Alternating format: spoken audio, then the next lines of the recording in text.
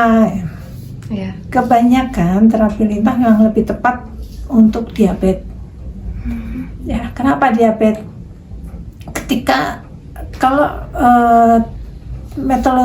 metode pengobatan sebelah itu harus amputasi, maka kalau dengan terapi lintah, dengan enzim-enzim yang dihasilkan oleh lintah seperti anti penggumpalan darah, ya, ada koagulan itu tadi, kemudian anti nyeri, juga supaya anti radang, anti kanker, banyak, ada 100 macam enzim.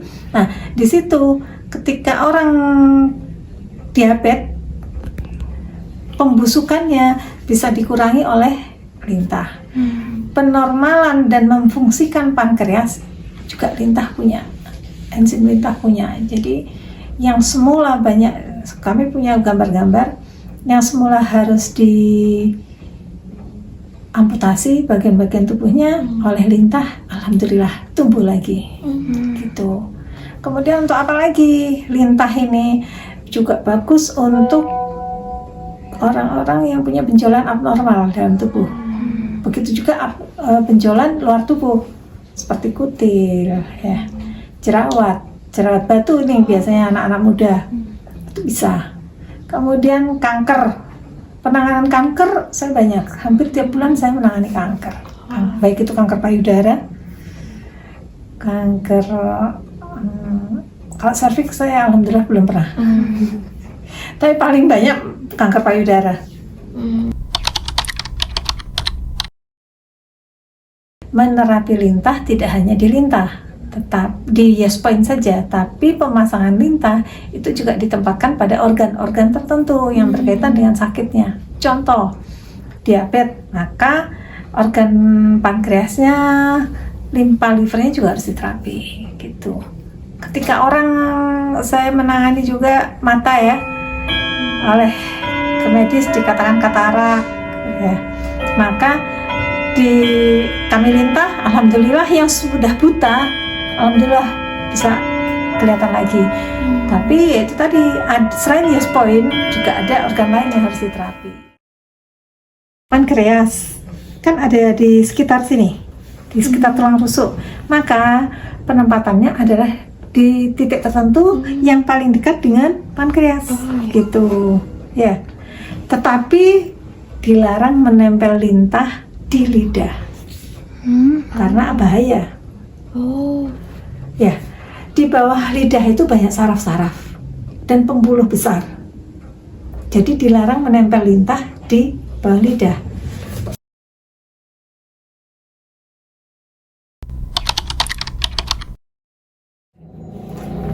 Dari Shinzei Hadiwijaya. Jadi metodenya beliau dia dari memang sudah dari turun temurun karena ini yang sudah lama. Jadi terapi lintah ya semenjak Nabi Ayub itu, kisah Nabi Ayub itu memang dipercaya dia pakai lintah. Walaupun ada yang mengatakan larva, ya larva kalau di Al-Quran malah dikatakan sebagai lich, diterjemahkan lich. Lich itu lintah, gitu. Jadi sudah lama, sudah ribuan tahun. Dan ini secara TCM. Kalau Shinzei Hadi penemu titik-titik lintah ini dengan TCM. TCM itu tradisional medicine Chinese. TCM, traditional Chinese medicine. Karena memang lintah punya keistimewaan.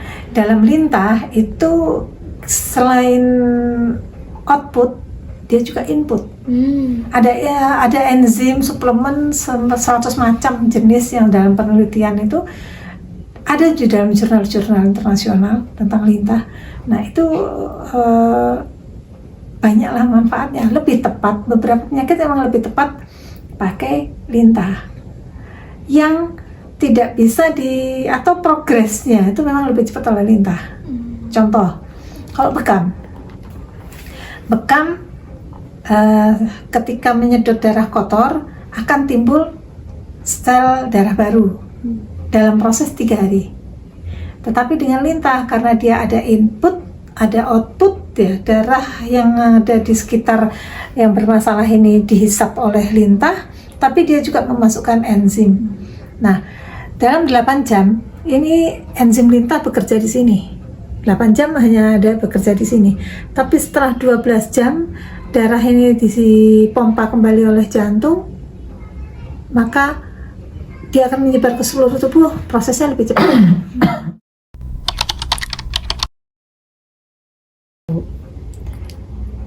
Kalau secara pasti, kalau saya selama ini itu sudah dari 1 orang aja pemasoknya, guru kami. Jadi dia kolam, memang menternak gitu loh kan. Tetapi kalau untuk steril ya misalkan dari tempat lain, kita pisahin dulu, didiamkan beberapa saat, minimal 3 hari, kemudian dikasih kunyit. Misalkan datang dari ekspedisi pun akan saya steril dulu, dipisahkan, tidak langsung digunakan ke pasien, dikasih kunyit kan punya antibiotik dan sebagainya ya, herbal gitu. Nah, nanti dimasukkan ke dalam tumpukan lintah itu. Ada toples besar, Mbak, yang kapasitasnya per toplesnya itu 200, masing-masing 200 lintah, maksimal ya 250 lah gitu loh. Tapi kalau sedang untuk ke pasien kan saya siapkan begini, 10, 3 gitu. Berarti memang mensterilkannya tuh dari kunyit ya, Bu? Ya. Kalau dalam jumlah kecil. Kalau dalam jumlah banyak, dibiarkan dulu di kolam selama sekian pekan gitu. Gitu. Oke. Tapi kalau ternakan, budidaya lintah seperti Sinsehadi, beliau memang pakan lintah itu nggak boleh, pakan lintahnya harus lele yang lele yang bukan pakai pelet, nggak mau. Lele yang dipakan pelet nggak mau. Lelenya harus ya diberi pakan yang alamiah, jadi besarnya alamiah, jadi supaya lintahnya sehat gitu. Jadi bukan lintah yang diambil dari alam gitu.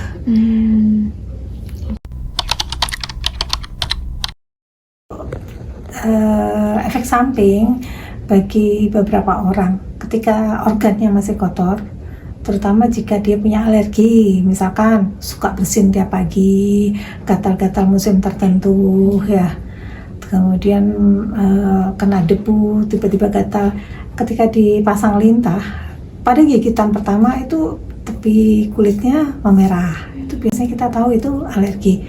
Nah, pada saat pasca lintah dilepas itu ada yang merasa gatal, tetapi ada juga yang enggak. Begitu dipasang lintah, alerginya menjadi hilang. Makanya ini tergantung tingkat keluhannya, di level berapa dia, gitu loh. Nah, ada juga setelah dilintah tiba-tiba badannya bengkak seperti biduran gitu ya. Tapi ini jarang sekali terjadi. Maka sebelum terapi itu harus kita anamnesa dulu, wawancara. Keluhannya apa, apakah punya alergi itu tadi dari enzim-enzim lintah.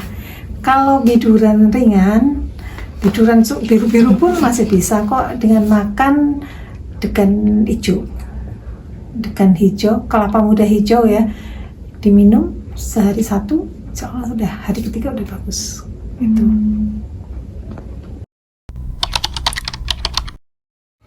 Jadi kan jempol saya ini kan yang rasanya kayak mati rasa ya. Sekarang sudah terasa, gitu. Yang tadinya panas, dipegang panas, sekarang ini sudah dingin. Jadi berasa gitu. Tadinya kan nggak berasa. Ya masih, tapi jauh masih sudah jauh berkurang. Jauh berkurang. Oke. Tadinya di gini-gini ini kebas, tebal. Nah, sudah ada rasa gelinya ini sudah. Alhamdulillah. 1 jam ya. Iya. Ya kan? Ya. 1,5 jam lah. 1 jam.